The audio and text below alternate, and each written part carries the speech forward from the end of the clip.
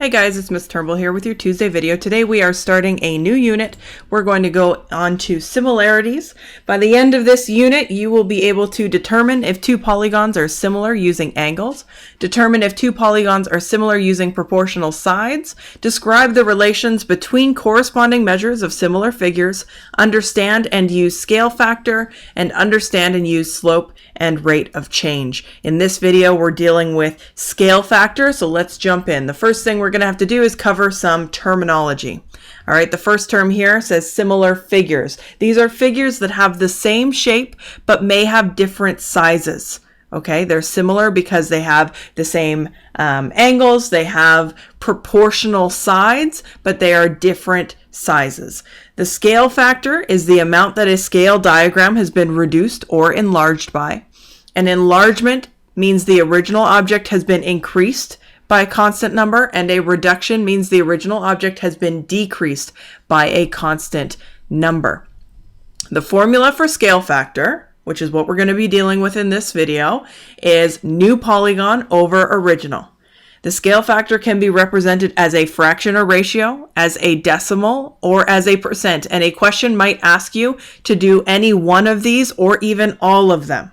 Okay, the scale factor must be the same for every corresponding side in order for the new shape to be considered a similar figure. Even if one side is off, it does not count as a similar figure.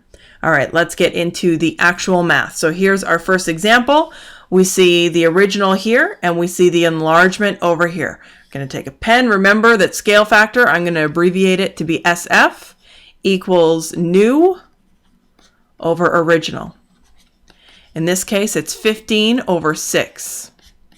Both of these can be decreased by a factor of 3, so we get 5 over 2. All right, 5 over 2 is the ratio or the fraction. Now, if we're going to do it as 2.5, and as a percentage, that's going to be 250%. Now, if we were going to take this ratio, this fraction here and represent it as a ratio, it would be 5 to 2. Okay, this is the ratio. That needs an I. This is the fraction. This is the decimal. And this is the percent. Okay, let's take a look at a reduction. SF equals new over original equals 4 over 12, which simplifies to 1 over 3. Okay, as a ratio, this would be 1 to 3. As a decimal, this is going to be 0.33. And as a percent, that's going to be 33%. This repeats. Okay, this is a reduction because we're less than 100%. So if the scale factor is larger than 1 or the percent is larger than 100%, then the new shape is an enlargement. If the scale factor is smaller than 1 or the percent is smaller than 100%, then the new shape is a reduction. So let's take a look at this example here. It wants us to find the scale factor for this shape, and it wants us to decide, is this an enlargement or a reduction? Okay. Now keep in mind, they've rotated the second one. They're being sneaky, okay? This side is not this side. This side here is equal to this side here. So remember, SF equals new over original. Okay, so it's going to be 14 over 5.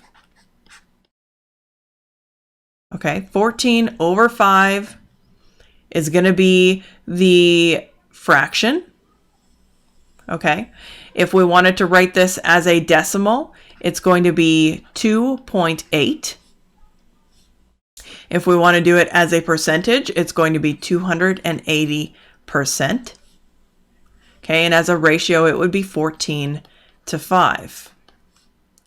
Okay, so now when we look at this, we see that the percentage is greater than 100%, the decimal is greater than 1, and that means this is an enlargement.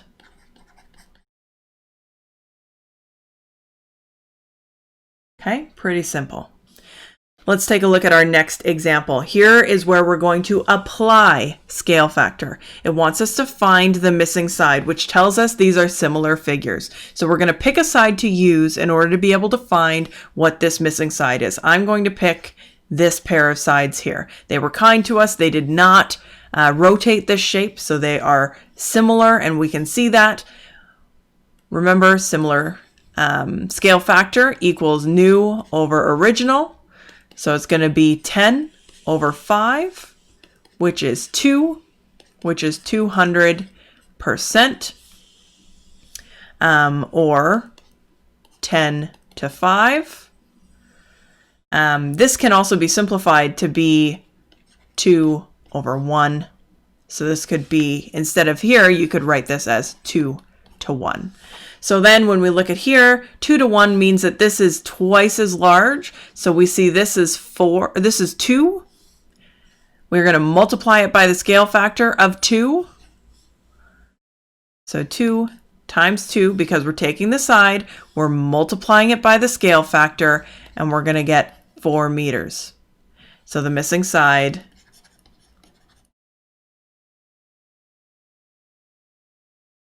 is 4 meters long.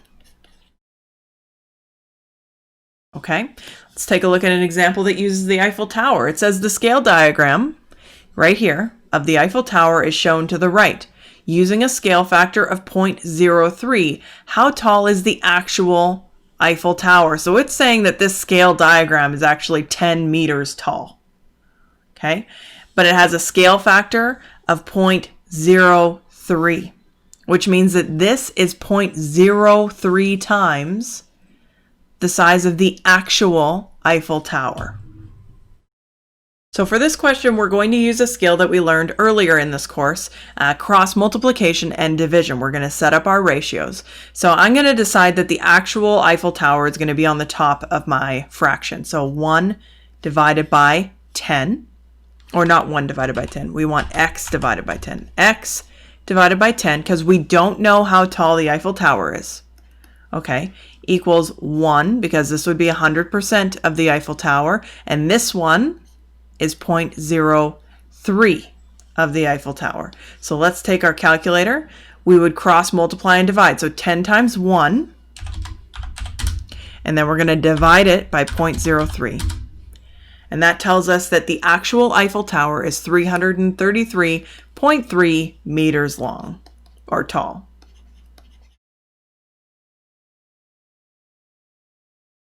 And it's a word problem, which means it needs a word answer.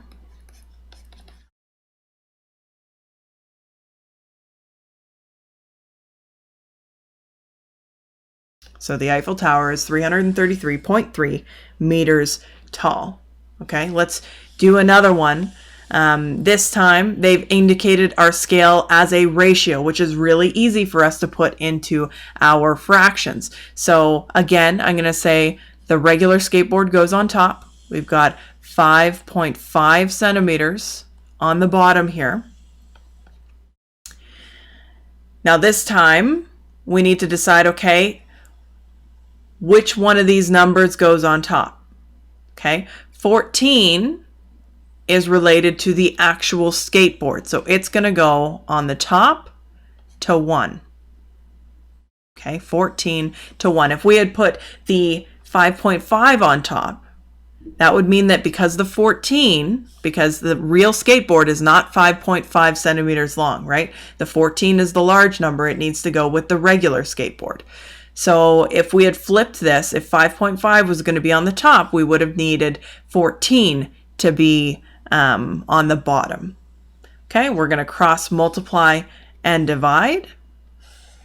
So 5.5 times 14 divided by 1, and we get 77. So the skateboard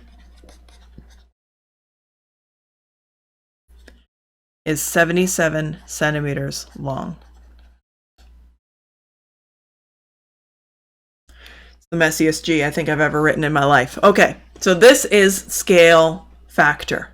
All right, these last two examples help you understand how we use scale factor. and the earlier ones show you how to find scale factor. We also talked a little bit about what is a similar figure. How can we find out if the two figures are similar? By using scale factor. We talked about all of these things in the video. So there's a lot to unpack here. Make sure you follow along with your notes. Don't forget to go through it all. And if you have any trouble, please book appointments to talk to your teachers, send us emails, get a hold of us so that we can help you understand this stuff. It's not too difficult, and sometimes all it needs is somebody to explain it a little bit better for you. All right, I hope you guys do well, and I will see you on Thursday.